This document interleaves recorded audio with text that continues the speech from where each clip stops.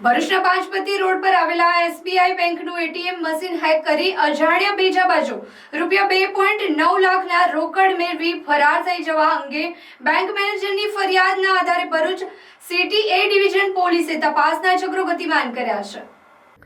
ગત તારીખ 29 સપ્ટેમ્બરના રોજ ભરૂચ પાંચપતિ સ્ટેશન રોડ પર આવેલા સ્ટેટ બેંક ઓફ ઇન્ડિયાના એટીએમ મશીનમાં બેંક ઓફિસર દ્વારા ચકાસણી કરવામાં આવી હતી, જેમાં એટીએમ મશીનમાં બેલેન્સમાં ₹2.9 લાખની ઘટ જણાઈ આવી હતી, જેથી બેંક કર્મચારીઓએ ટ્રાન્ઝેક્શનની ચકાસણી કરતા તારીખ 10 થી 18 સપ્ટેમ્બર સુધીમાં થયેલા 22 ટ્રાન્ઝેક્શનમાં એટીએમ મશીનને પાવર કનેક્શન મળ્યું ન હોવાથી ટ્રાન્ઝેક્શન કઈ રીતે થયું છે તે જાણી શકાયું ન હતું, જેથી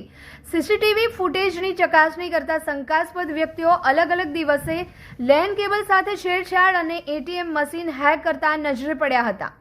આ ફરિયાદના આધારે પોલીસે અજાણ્યા ભેજાબાજુ વિરુદ્ધ છેતરપિંડી આઈટી એક્ટ સહિતની ધારાઓ હેઠળ ગુનો નોંધી આરોપીની શોધખોળ હાથ ધરી છે।